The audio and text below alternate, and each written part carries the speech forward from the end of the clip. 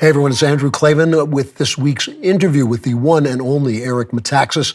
I have to tell you, one of the most disheartening experiences I ever had in public life was having to get up and speak on stage after Eric. The guy is smart, he's witty, he's deeply informed about his Christianity and a faithful Christian, and he has good hair, so he's basically a disgusting human being in every way. I have nothing good to say about him, but I will begrudgingly give him this. He has an amazing talent as a writer.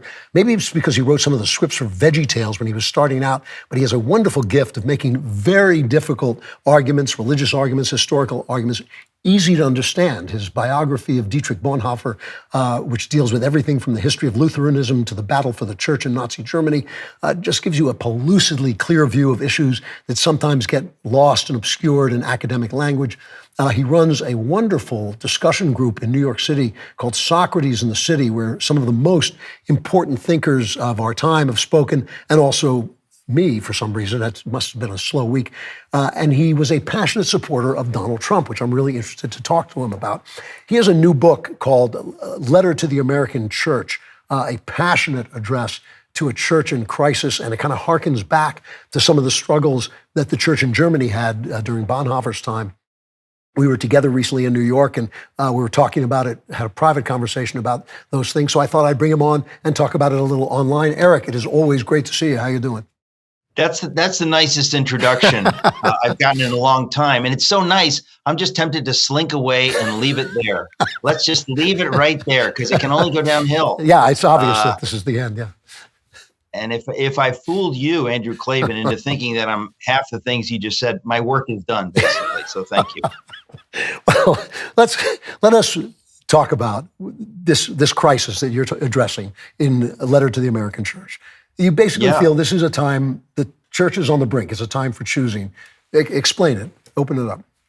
Oh, there is no doubt. I wish I were wrong. Boy, do I wish I were exaggerating. Some people listening will be familiar with the story of Dietrich Bonhoeffer. I wrote a biography about Dietrich Bonhoeffer, came out in 2010. And it's the story of this heroic pastor who was trying desperately to wake up the German church, to make them understand that it was their moral obligation to get political, I guess some people would say, to speak out against the Nazis, to take a firm stand against the evils that were happening. Now, everybody today says, oh yeah, the evils, of course, the Holocaust. Well, most Germans, apart from what people like Daniel Goldhagen have written, they were not aware of what was happening. They couldn't be aware. There was propaganda. I mean, you have a totalitarian society keeping you from knowing what they don't want you to know. So many Germans were deluded into thinking, well, how bad could things get, right? And Bonhoeffer was privy to some inside information, and also was really, I mean, he was part of an elite family, and he saw what was coming, or let's just say he saw what might come. And he knew that it was the job of the Christian church to be the vocal, to be vocally against these evils. It was not the job of the church to say, oh, we're just going to do church on Sunday morning. We're going to do our thing. We're going to preach the gospel, and we're going to avoid divisive stuff. We're going to avoid politics. We don't want to alienate anybody. We just want to preach the gospel and do church. He knew that was a lie from the pit of hell, that it is the job of the church to be at the forefront of confronting evil, whether it's the slave trade. I wrote a biography about William Wilberforce. It's the job of Christians to stand against evil, to speak against evil, to live out your faith, not just to have your faith in some little theological box, but to live it out sacrificially. And so Bonhoeffer saw this, and he wrote about it. He spoke about it.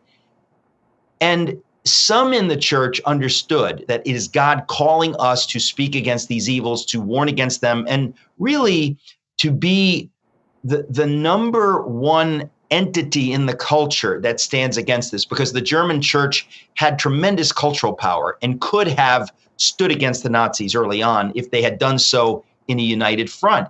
But many in the German church, exactly like in the American church today said, no, you're being a little hot-headed, and things can't. How bad could things get? Come on, you're being overly dramatic. And by the way, it's the job of the church to be the church, not to get involved in all this other stuff. And he knew biblically, that is wrong. That is wrong. And by the way, if what you're saying is not biblically true, just to cut to the chase, it's from the pit of hell. This is the voice of the devil trying to silence the church at the very time when the church had the power to stand against this evil.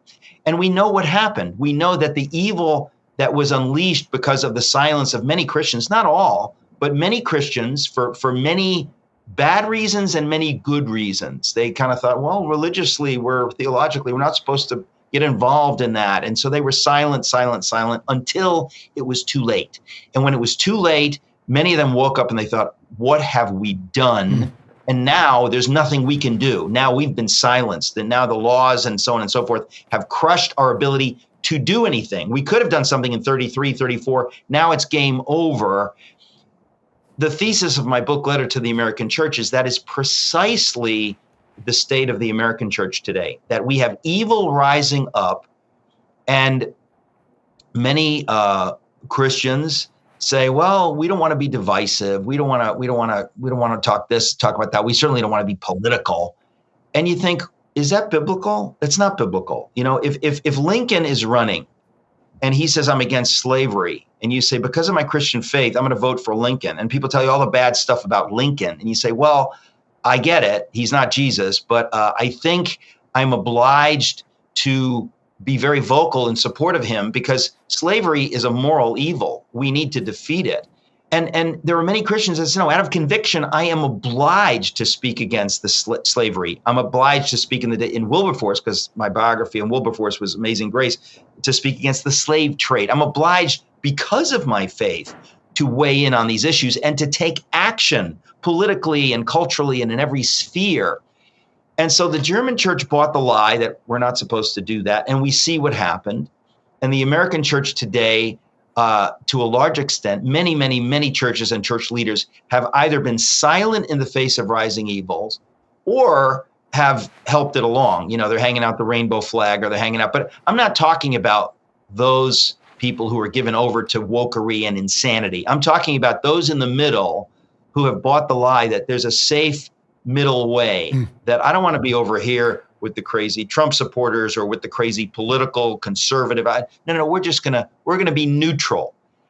Many Germans believed they could be neutral as the Nazis were rising because they could not see where it was going. And they thought, we're going to hang out here and kind of see which way the wind blows. And we know that all this will blow over eventually. The pendulum swings back and forth, and we don't want to get involved.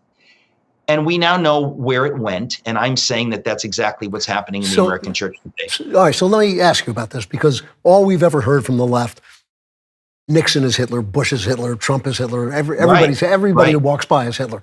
But you're actually saying this back to them. What are you expecting to happen? What is it that you fear is happening? Well, let's put it this way. I think we are in the book we're talking about today, Letter to the American Church. I wrote a sequel to it, which will come out in April, where I talk about how we are in what I perceive as the third existential crisis of our nation's history. The first was the revolution. The second was the Civil War. We are now in a third existential crisis where there are globalist forces dedicated to undermining American sovereignty, that are at war with American values. I mean, we forget what an outlier we are in history, and that our love of genuine liberty, of freedom of speech, of really religious liberty, of allowing churches and synagogues to flourish and to be a part of what makes us free and what makes us a thriving culture. There are forces dedicatedly at war with that within our nation and from without. And I think there are many people kind of act like, well, that's not really, it's not an issue for me today. I think everything will be fine. And I'm here to say, no, that's naive. The scripture calls us to be wise as serpents. So this idea that I'm just supposed to be nice and winsome when, these are moral issues. For example, you talk about the southern border. People say, "Oh, that's a policy issue. We shouldn't weigh in as Christians." And I think to myself, there is child rape going on. That's not a moral issue for you. You actually think you are so shallow and selfish that you don't think that you need to weigh in on that. If there's something you can do, you don't care about those people. That's one issue. What they're doing to children in schools, exposing them to things just dramatically inappropriate, just evil, that you would show children, and sometimes young children, things that in a previous civilized society you would practically kill that teacher for doing that to your kids. That is a normal response to when people do this to children, is to say, no, you will never get near talking to my kids about that. How dare you even suggest it? These are evils that are happening. Those are just a few that I've mentioned. I mean, the transgender mutilation of children, dividing parents from their children and saying that the school knows better or the government knows better than the parents. That is just Marxism 101. It's anti-God. It is anti-everything most Americans have believed in from the beginning of our nation. So all of these things are genuine threats. And when people say, oh, what happened in Germany is, to me, the classic case is that there were so many people who said, how bad can it get? Come on, Hitler's a one-term Führer. And by the way, he's not going to be able to.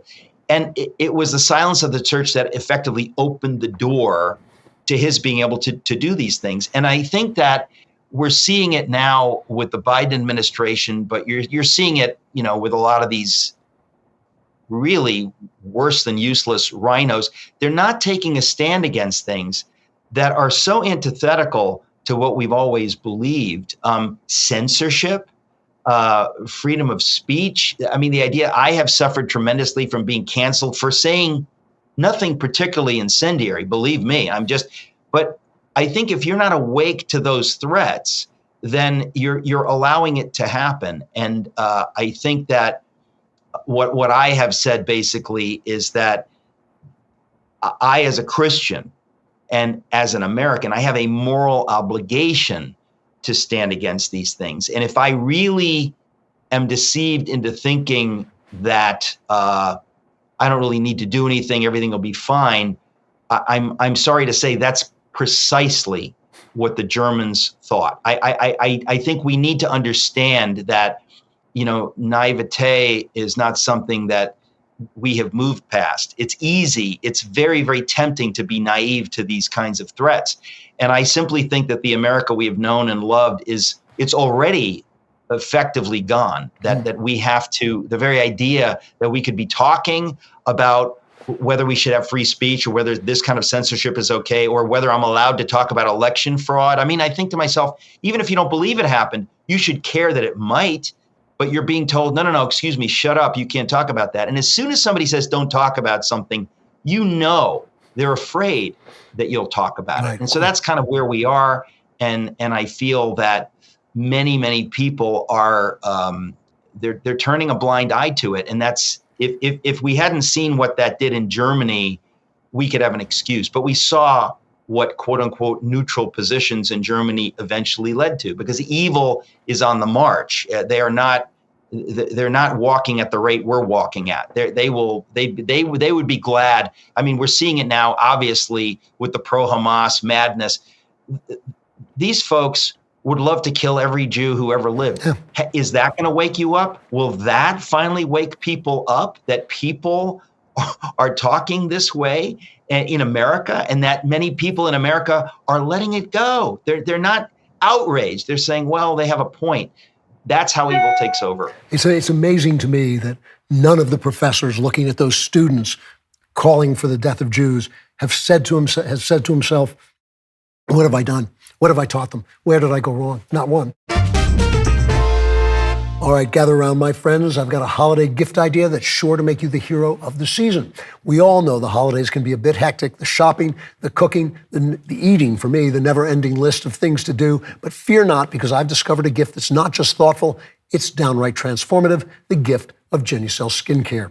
From now until Christmas, Genucel's most popular package has a special discount just for my listeners at Genucel.com/Klavan. Treat yourself and your loved ones to the absolute best skincare in the world. Those troubling forehead wrinkles, fine lines, skin redness, and yes, even a sagging jawline will disappear right before your eyes with Genucel's most popular collection. Genucel promises immediate effects. You'll see results in less than 12 hours guaranteed, or your money back. My producer, Lisa, loves Genucel, and we love Lisa. She has probably one of every single product they have. She's always raving about the under-eye cream and how there is nothing like it on the market. You deserve to look and feel your best this holiday season. Go to Genucel.com/Klavan to get this incredible holiday discount. Every order today is instantly upgraded to free express shipping. Genucel.com/Klavan. I know what you're wondering, so here's how to spell Klavan. There are no easy things. So you talk a lot in the book, the letter to the American church, you talk a lot in the book about materialism, Marxist materialism, which I think is truly one of the great evils of our time. But I was kind of appalled during the COVID lockdowns how easily the church gave way to the state, how immediately they thought basically that there's nothing worse than death, which is one of the tenets of my faith, that, yeah, there's a lot of stuff that's worse than death. And death is something that built the church. We built the church on martyrdom and people who understood that there's more to life than life.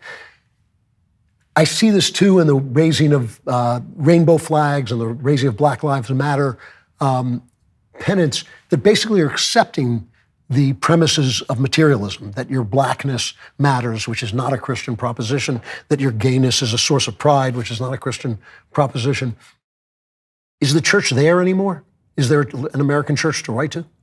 Well, I have to say that, whenever you talk about something like the American church, it's a hopelessly vague statement or concept, because there are many, it's kind of like talking about, the Jews 800 BC. Who are the people of God? Where are they? Well, when the prophets spoke to them, they're speaking to the ostensible people of God, telling them to do what? To actually be the people of God, right? So you always will have this huge group that says we're the American church, for example. And you and I know most of the people in that group are not actually the American church. So the question is, how many are there who are part of a holy remnant that would stand up to Hitler at the cost of their own lives, that would stand against slavery and the slave trade, even as they're being vilified and spat upon?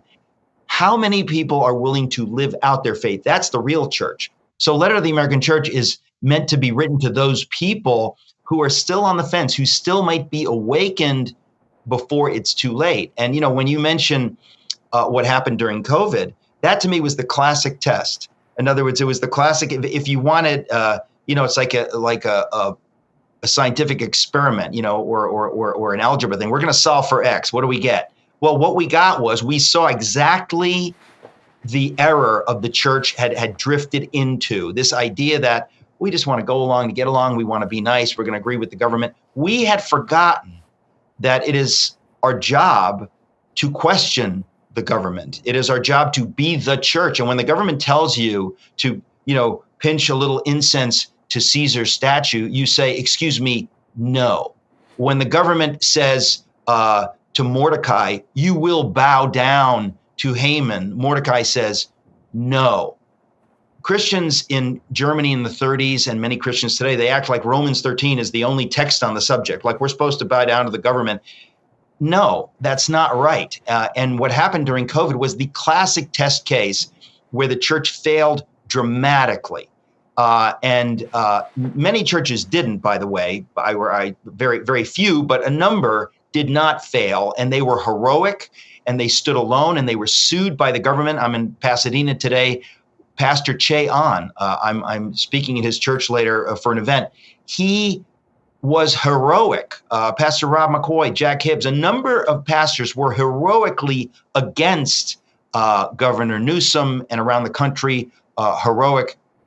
Most were not. Most said, you know what, we don't want any trouble.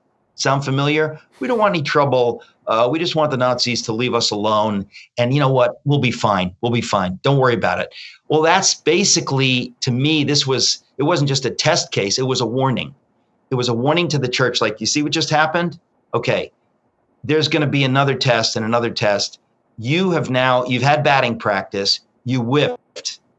Did you learn anything? Are you going to learn? Because if you didn't learn from that, what's going to follow is going to be infinitely worse. So if the church will be the church, we can stand against this evil. But the encroachment of government, first of all, you don't need to be a Christian. You just need to be an American to be disgusted by a government that would dare behave in that way, that would not understand that we, the people, are the bosses. I mean, I just watched John Ford's, Who Shot Liberty Valance the other day. You can watch Capra films. Most Americans understood this. Most Americans understood we, the people, we're the bosses. We are free. We decide what happens. We have drifted and drifted, and many Americans don't know this. Many Christians naively think it's the nice thing, it's the winsome thing to go along. And, to some extent that's true, but we've gone past that extent, and it was our job to fight back. And many in the church did not. And so to me, we are at an inflection point right now where if the American church does not stand heroically and boldly against all of these evils because they're afraid I'm not supposed to be political, that's a lie from the pit of hell that you're not supposed to be political. You're supposed to stand up for truth. And if somebody wants to tag you and say, oh, you're being political, they're just trying to silence you. And you need to have enough wisdom to understand that they're trying to silence you because they don't like what you're saying. So they're labeling you. But it works in many cases because many American Christians are so thin-skinned and have been so, in a sense, trained to think that any kind of fight or disagreement is bad. Yeah, I want people to like me. That is simply unbiblical. And there's a chapter in the book Letter to the American Church called The Idol of Evangelism, which I think there's been this mission drift in the American church over the decades where it's all about evangelism. It's all about, agreeing with people so that we can sell them, whatever we're trying to sell them. Well, I'd like to know what you are trying to sell them because I don't think it's worth it. Yeah. So let's talk about Donald Trump. I voted for him twice. No way am I a never Trumper. I think he's changed since the last election. I'm very disturbed by the fact that he's the only guy who seems to have a chance of taking it back. But you have been a passionate supporter. Do you remain as passionate? Do you see any problem now that wasn't there before? Where do you stand? Honestly, Andrew, I do not. I simply don't. In fact, I would argue that he is awake to these threats in a way that he was clearly not awake in his first term or before his first term. I mean, he really, it's funny talking about Donald Trump as being naive, but I mean, politically he was naive, and he invited people in who not only were not on board with him, but who actively undermined him, who took advantage of his political naivete and who undermined him. He was prevented from building the wall. He was prevented from doing all kinds of things. Nonetheless, he accomplished a lot of things. One of those things is he appointed 3 Supreme Court justices. Now that is, you want to talk about an existential crisis. If Hillary Clinton had appointed 3 Supreme Court justices, America would be a concept in the past. We averted that nightmare. But I am not at all worried about him because, in a sense, as I was just saying, I think he's been so attacked that I think he kind of gets it. Like, he thinks if they're coming for me like this, the gloves are off is kind of a mild, metaphor. They would put a bullet in his head. They would love to do that if they could get away with it. They will do anything. And I think, why would they do that? I think it's because he knows where the bodies are buried. He knows of the corruption of the deep state and so on and so forth. And I think that, like we always have to say, well, he's not perfect. Yeah, of course he's not perfect. But I think that we need a warrior to fight against the forces that they're at war with America as we know it. I mean, there's no doubt about it. The sovereignty of America, whether it's, allowing in, is it a zillion now? I think it might be a zillion people or across our border, many of whom are evil actors. I mean, most of them are going to be, nice people looking for a better life, obviously. But the reason you have a border is because really wicked people will come in, will take advantage of your openness, and will put a bullet in your head or rape your kid or do far worse things if you're not aware that there's this thing called evil and that we need to be careful, And so, anyway, that's my long-winded way of saying that I don't see any reason to be troubled by Trump's candidacy. On the contrary, I think, first of all, let me say this. I am genuinely convinced that he was robbed of a second term. Okay. And the more every day that passes, I see more evidence to believe that. And I just have to say that scandalizes me as an American. Like, that's so offensive to me that would happen, that people wait in line to vote. And then you find out, oh, your vote didn't count because the powers that be decided to play a game, and they don't really care about, you. They care about winning. They don't believe in truth and principles. They just care about winning, and screw you, little guy. That offends me as an American. And I just feel that for that reason alone, he deserves a second term. But listen, there is no doubt that whoever gets the nomination, I will do everything I can to help them succeed. What would you like to see happen now? I mean, one of the things that I felt about Trump was he was disorganized. He definitely, and this was naivete, he definitely surrounded himself with people who undermined him. What do you hope for in a second Trump term? Well, I think he would, take a page out of the head of Argentina, and just basically, drain the swamp in the sense to say, like, okay, Department of Education, goodbye. Like, we're going to defund you because you are utterly useless. You're sucking American taxpayers dry. You're doing nothing but evil. Goodbye. Basically slash and burn what has become a deep state bureaucracy, which is the antithesis of what the founders had hoped. I would think that, you'd have to be a little bit of a maniac to do that.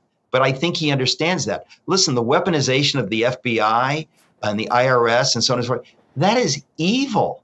That is utterly evil. Every single American should be disgusted by that and should say we need to do everything we can, just as if the Mongol hordes were trying to crawl over our borders and to destroy us and behead us. We should be standing against that. That is the end of America. If you have a weaponized government, weaponized against we the people, the J6 situation, I could weep when I think of what people have been put through. Yeah. And it is just such political evil. I never dreamt I would see it in America. Simply never dreamt that could happen in America. I have a friend, John Strand. He's in solitary. I know for a fact he did less than nothing. It is absolutely evil. Hard for me even to talk about it. Yeah. And so I think you need people in government who are awake to this and who understand it is their job to deal with this. And if you're not up to it, get out. Don't even run.